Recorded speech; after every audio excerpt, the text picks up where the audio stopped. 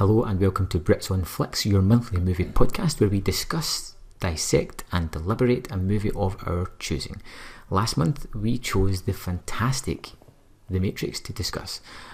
So Brian, why don't you give me a little bit of history with your history with The Matrix?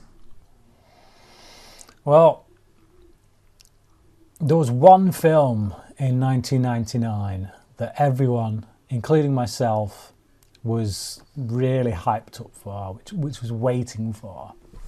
And it weren't The Matrix.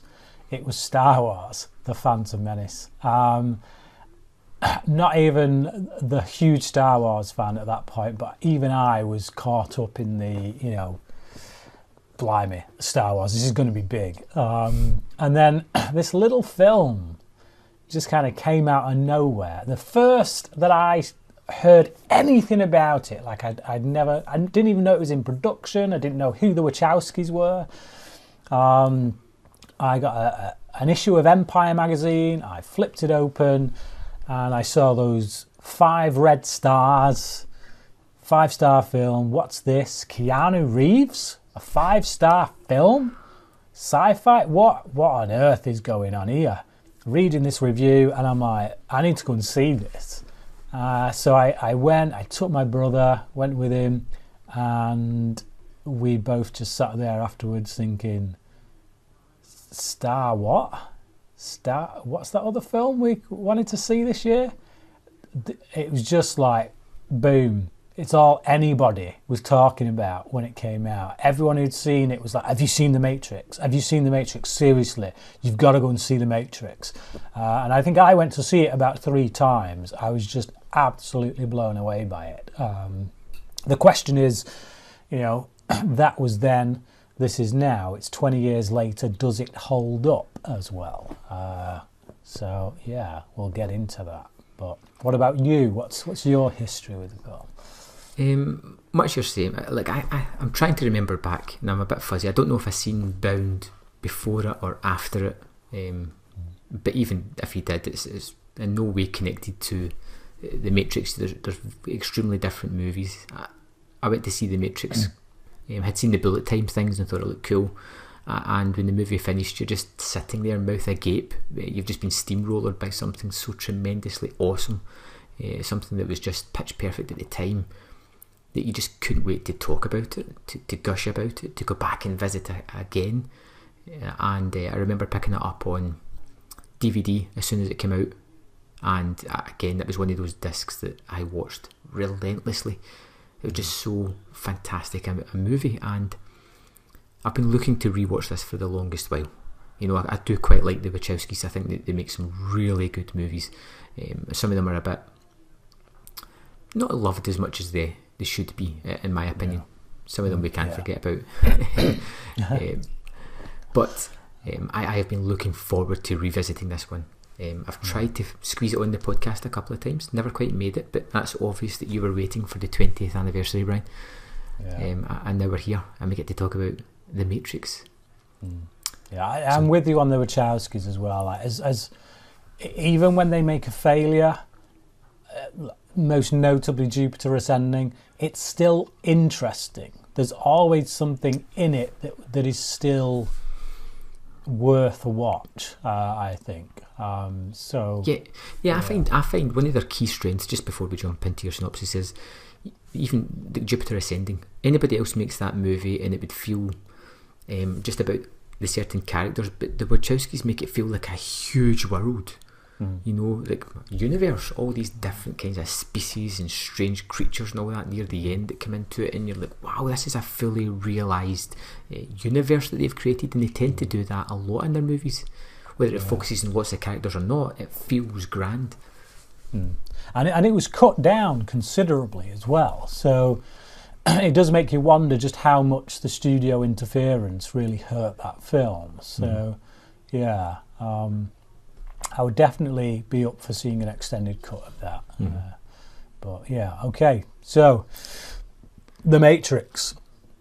This is the synopsis. So, mostly cribbed from IMDb with a little policing of my own done to it. So, Thomas Anderson is a man living two lives.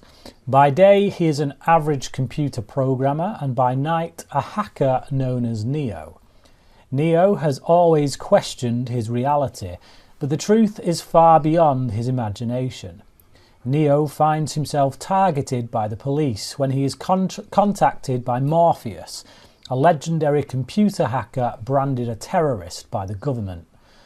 Morpheus awakens Neo to the real world, a ravaged wasteland where most of humanity has been captured by a race of machines that feed on humanity's electrochemical energy, whilst imprisoning their minds with an artificial reality. As a rebel against the machines, Neo must confront the agents, super powerful computer programs devoted to snuffing out the human rebellion. But in order to do this, Neo must re-enter the artificial world that the machines have created, a world simply known as the Matrix. You led me down so many false paths there, Brian. I think we're going to finish up with the Matrix so many times. This is a big one. This is one where you're like, what do you start talking about first? I'm going to open the floor. Where do you want to start on this one? Well, I think the thing that struck me first time around was the visuals. So, right off the bat, we're in this world in which crazy stuff is happening. Carrie-Anne Moss jumps into the air. She suddenly freezes. The camera spins round her, and this is an effect that has been aped now so much. We've seen it in so many things, and even before The Matrix came out, adverts had already cottoned onto it, had already started using it. Because obviously you've got to bear in mind that when this film goes into production and they're doing this stuff, it's a mammoth project. It's like 2 hours, 20 minutes long, whatever it is. So even before this film comes out, advertisers are aware of the emerging technology and they go straight for it. So I do remember seeing an advert with this thing in. So it's like the level to which it kind of affected pop culture just from a visual standpoint alone, and like how many films after this did you get heroes or anti-heroes all dressed in black, long black leather coats? I think most notably, but certainly the one that jumped out at me straight away was Underworld. Would we have had a film like that with that visual aesthetic if not for The Matrix? And it brought the goth, it made kind of goth style characters pretty cool and whatnot. That didn't last long, thankfully, but it tapped into something, this idea. And I think, along with other films in the same year, Fight Club, and I think that a year later, American Beauty, it tapped into this idea that I think our generation at the time were feeling, which was this kind of lost in society.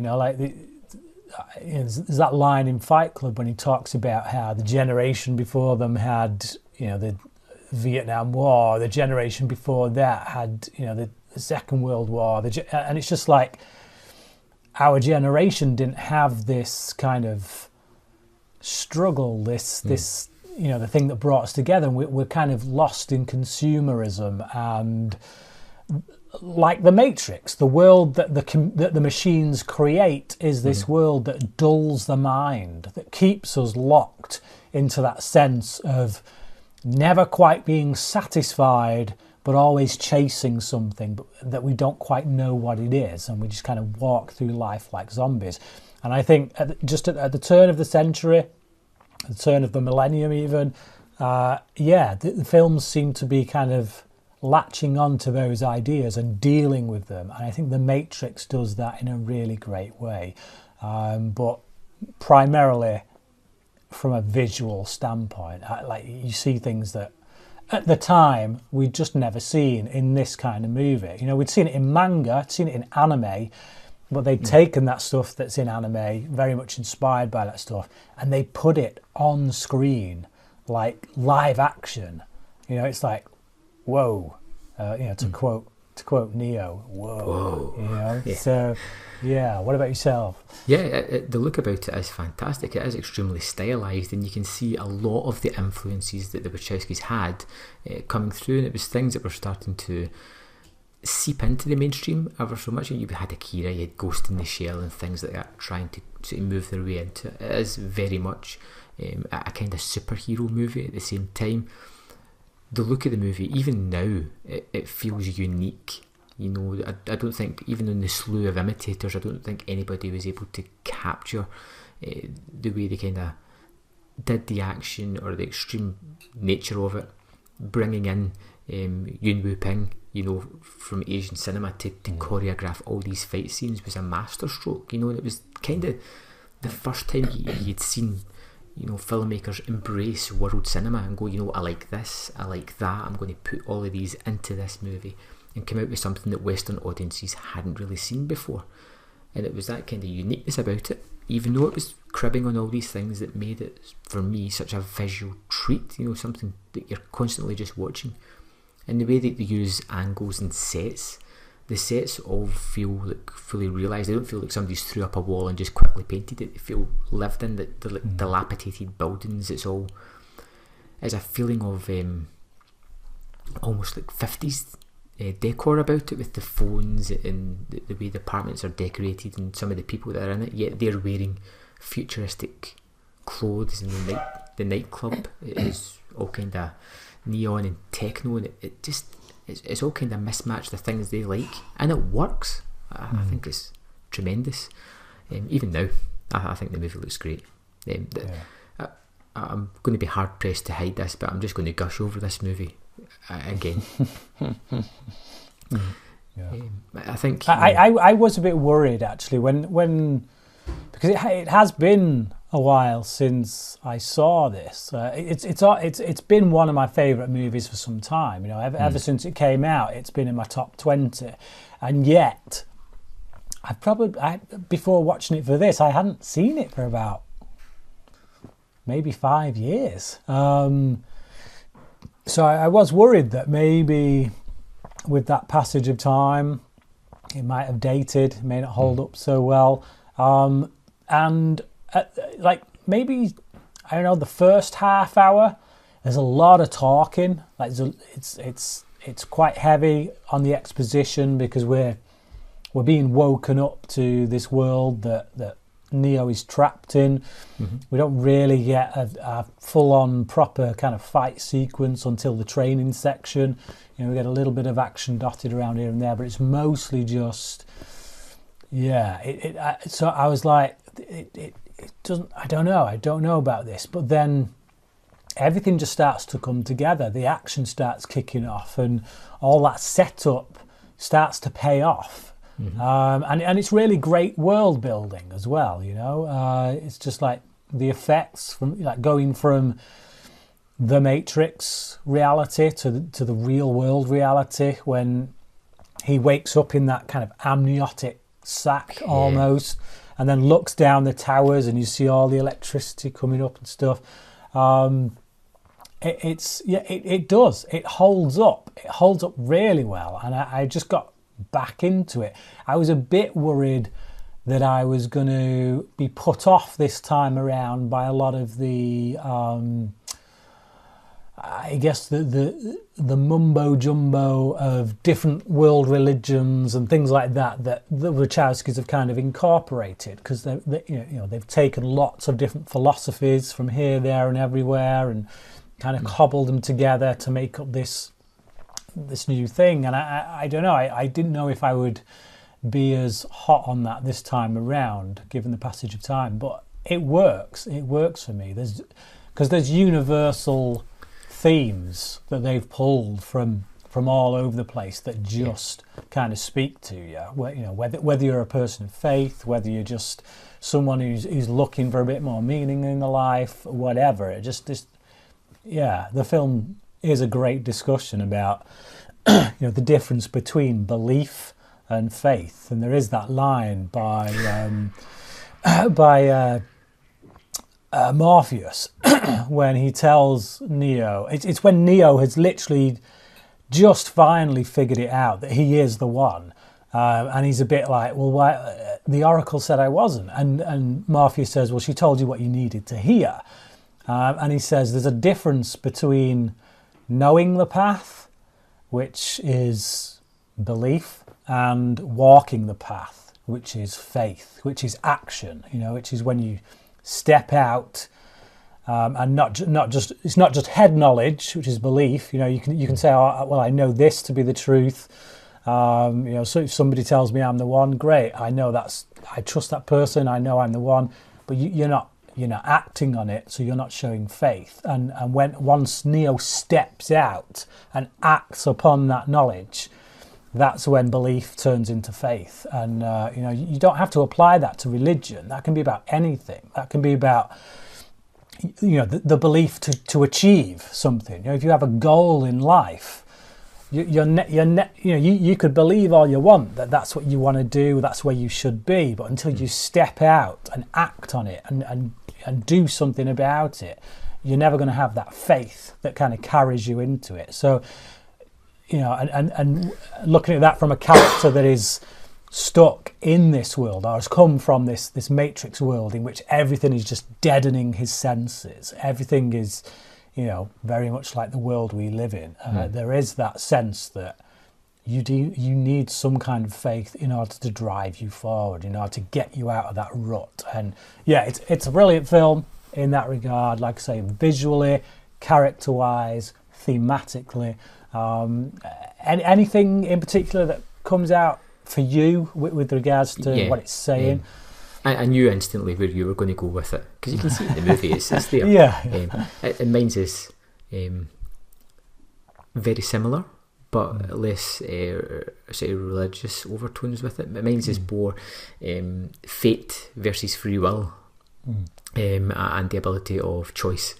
Is he going to choose to believe in fate, and everything that happens is out of his control? Is he going to take free will? Is he going to take charge of his own life and make the decisions and really grab hold of his destiny himself?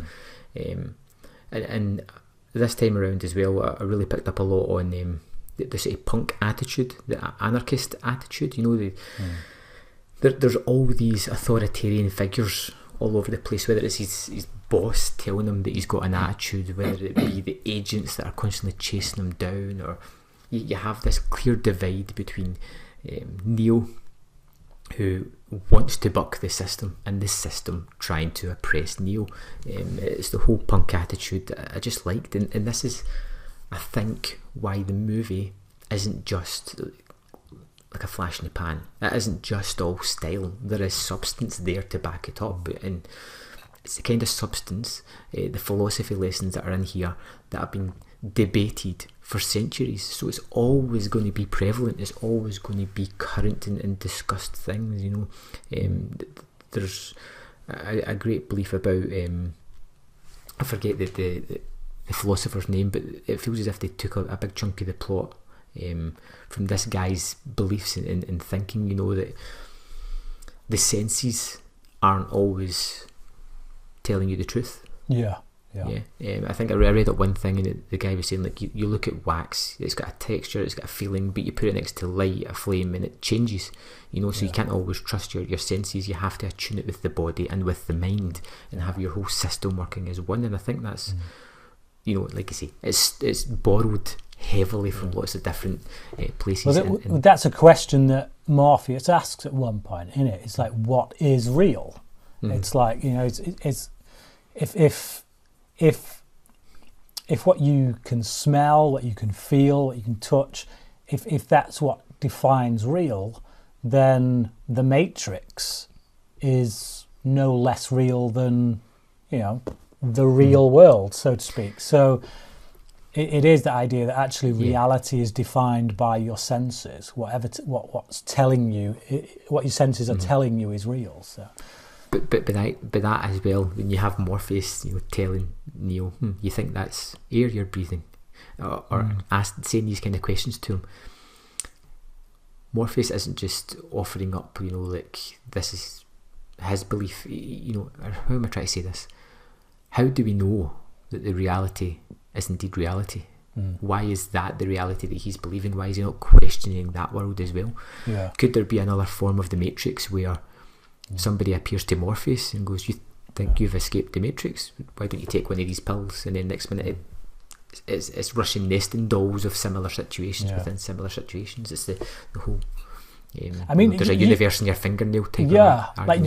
You could technically, like, if the Wachowskis wanted to come back and make another Matrix film, they could essentially wake Neo up again, and you find out that actually all the stuff that he went through in the Matrix was itself the Matrix, that actually Morpheus himself is a character within the Matrix designed to give someone that sense of purpose. You could have this never-ending stream in which you keep waking up and you never truly know what reality is. So yeah, the Matrix as well, and I'm just starting to get into crazy stuff because I don't know why.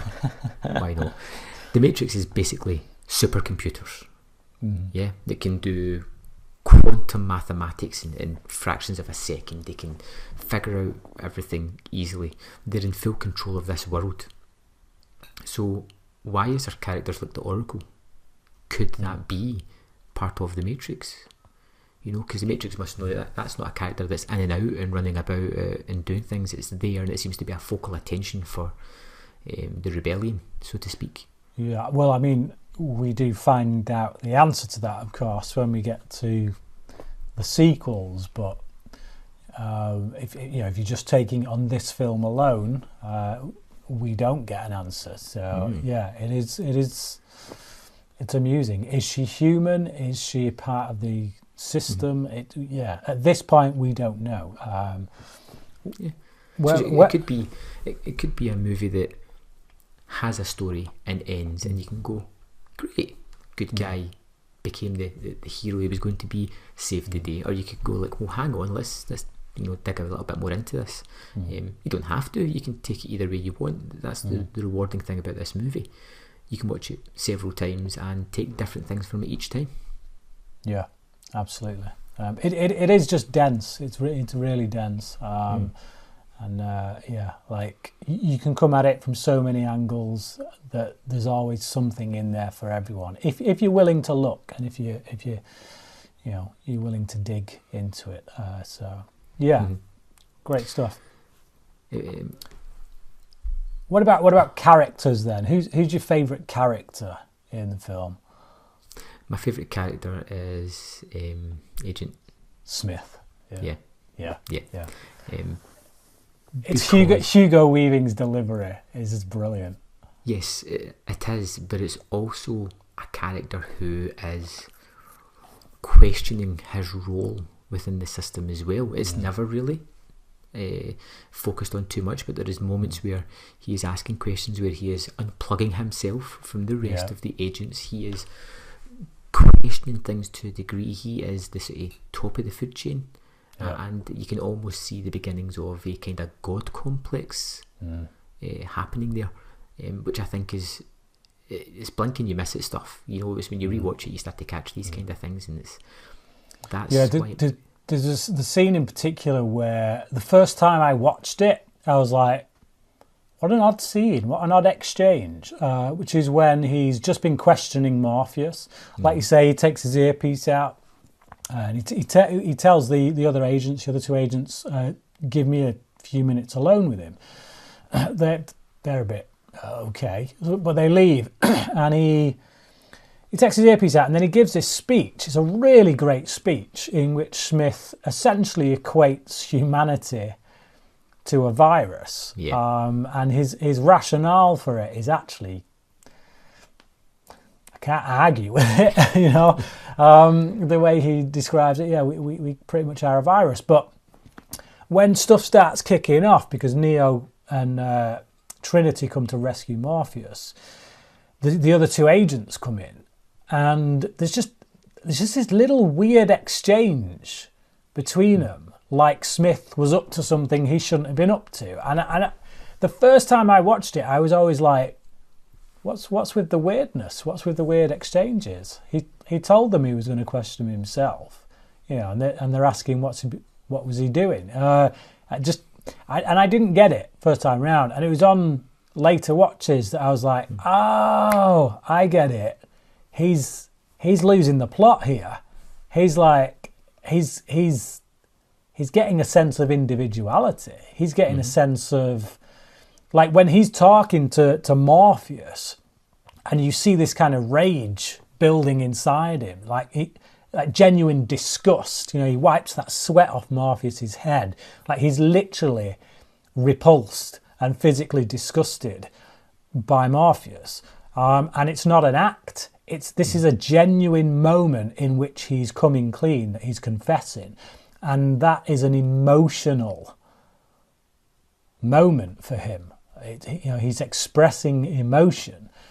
So, yeah, like you say, you see the birth there of this kind of, like, he himself is almost like the flip side to Neo. He needs to get to the real world. He wants out of this system. So, yeah, it's a great kind of commentary on individuality and freedom of expression and all that. So, yeah, great scene. And he's a badass villain. I love that delivery. I love the way he speaks.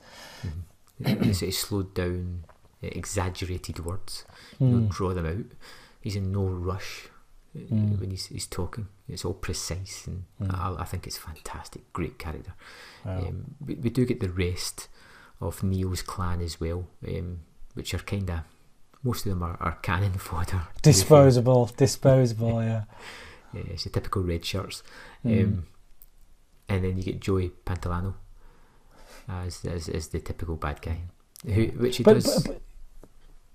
yeah, like again, like you even though he's a bit of a scumbag, you get it. You get why. It's like if that is something I would imagine we would all consider. If you've been woken up to this world that is just harsh and dank and dark and without flowers, without trees, without life, but it's real. Or you can go back to this fake world, but you can have whatever you want. And it's like, yeah, actually, that's when you will start to question the validity of reality, I guess, over a more imaginary world. So I understand his character, where he's coming from, completely. Now, you were saying that you found it quite talky at the start of it.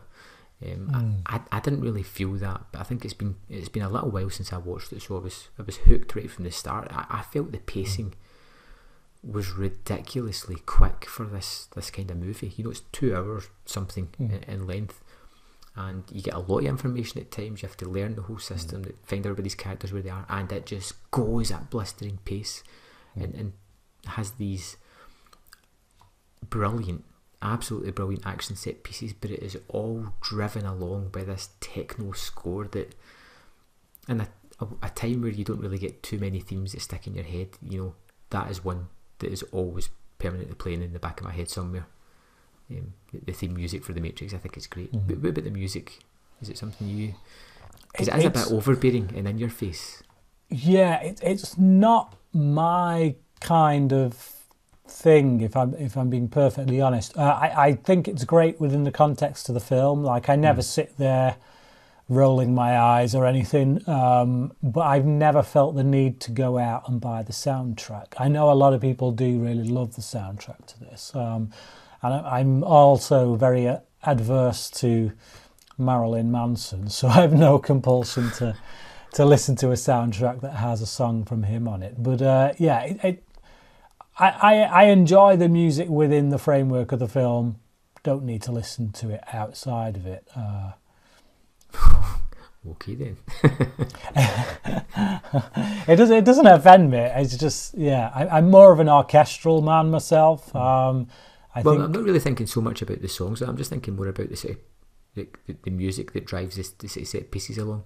You know, the ba-bam, ba-bam, ba-bam, ba-bam. Yeah, that's a good one. That's the one that sticks out. But it is very techno, and I don't think I've ever really been that much into techno. About as close to techno as I'll get is the soundtrack for Tron Legacy, but I think that's more. I'm not very good at defining music genres, but I'm not sure Daft Punk are quite techno, but I don't know. Pass. Yeah, pass. Yeah, pass. Moving on. Yeah, try to think. I suppose.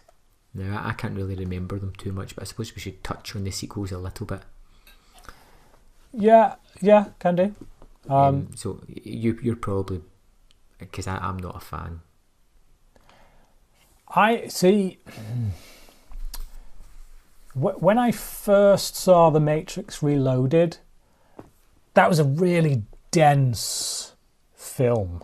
There's a lot of information going on in Reloaded. Like we get so many ideas again thrown at us that by the time we got to the end of that film on the first time watch, I was blown away by it. And I thought that Revolutions was just going to be mind-blowing.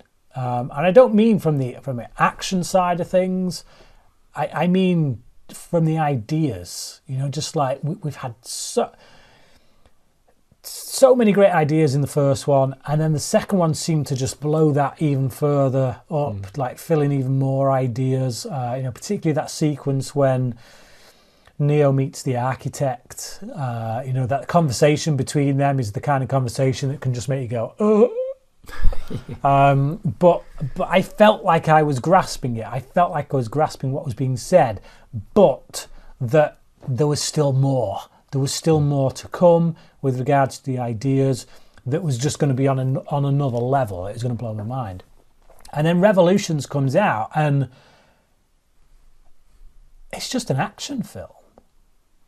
It's just action, wall-to-wall action from start to finish. It's almost like the philosophy takes a back seat, and actually that's the stuff that has kind of driven the films so much, and I feel like, in actual fact, what this should have been was one 3-hour film, not two films that were like 2.5 hours each, and the invasion of Zion by the machines should have taken place a lot sooner. We could have cut out a lot of that gumph in the train station with that guy on the train who kind of keeps Neo from getting out.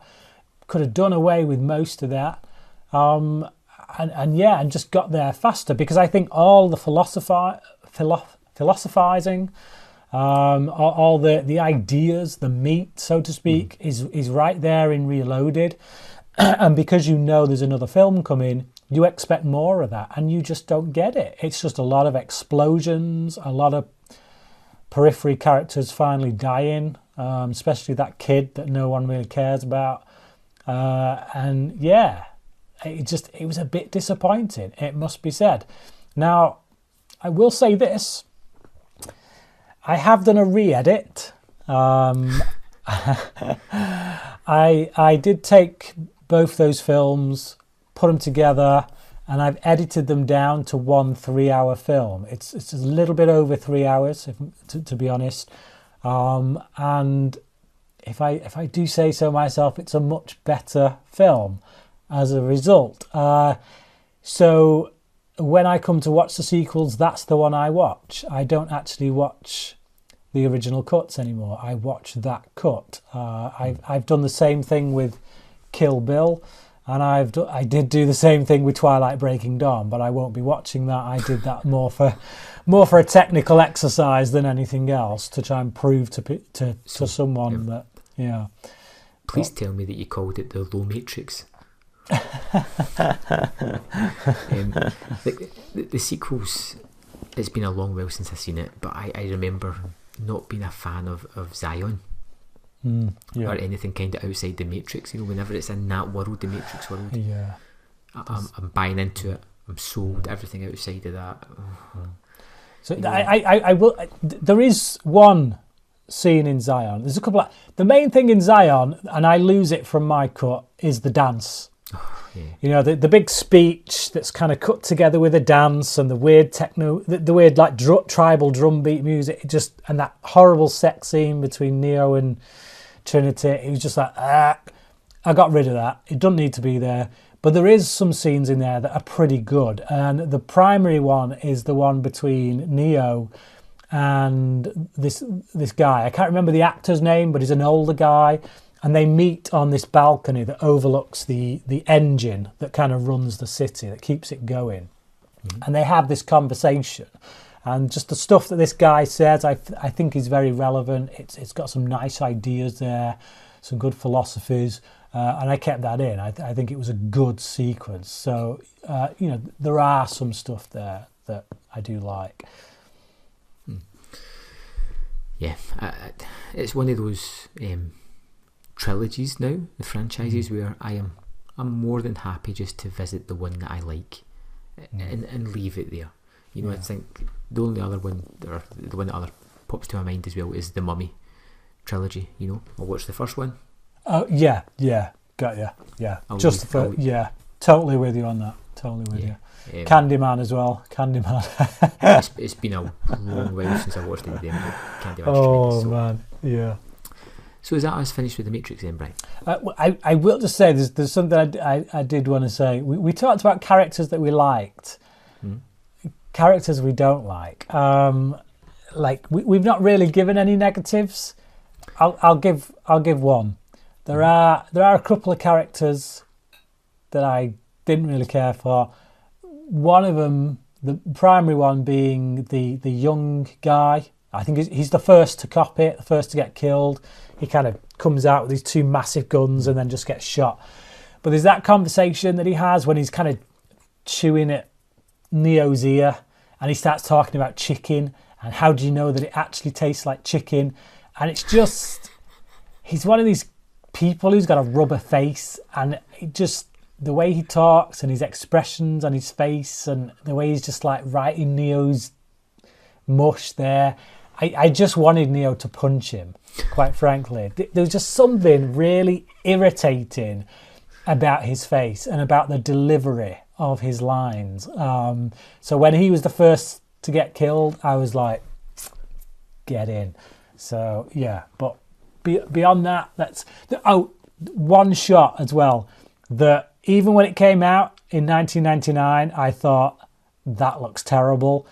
And given how good the rest of this film looks, how much they nail it, you just kind of feel like there's no excuse for that shot. And it's the shot where Trinity jumps across the building and she kind of does this and then crashes through the window.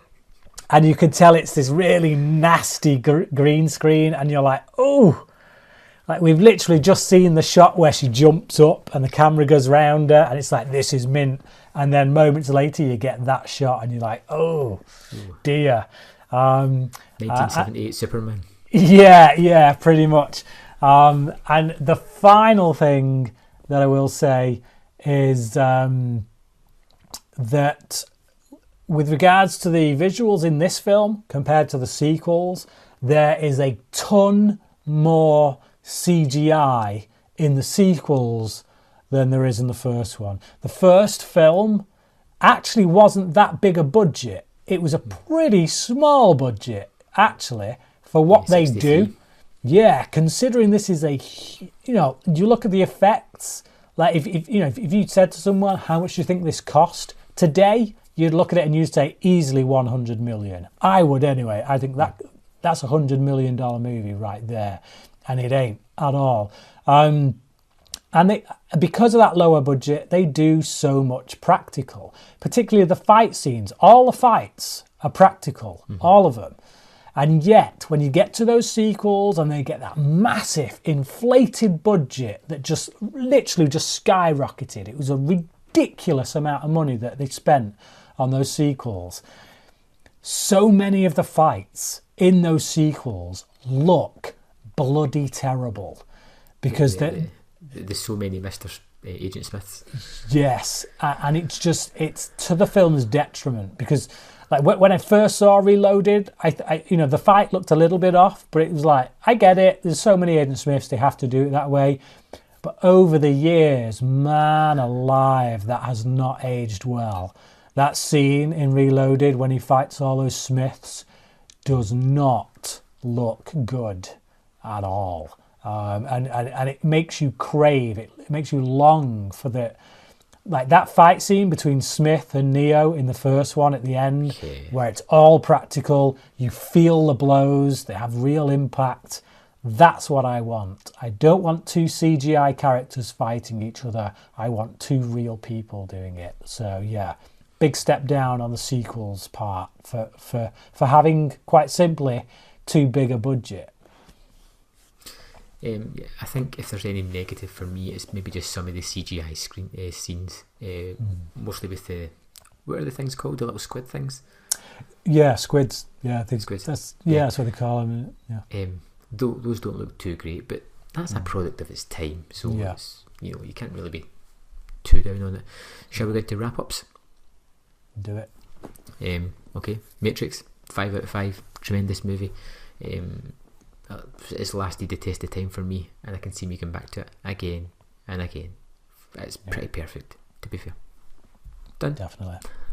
Yeah, my wrap up, absolutely brilliant, phenomenal, seminal sci-fi film that has aged well, even though the sequels haven't. Surprisingly, given how much more expensive they were, this is a prime example of less is more. Focus on story, focus on character, focus on practical work, and you turn out an absolutely brilliant film that basically knocked Star Wars out of the water in the year that it came out. 5 out of 5 from me, absolutely.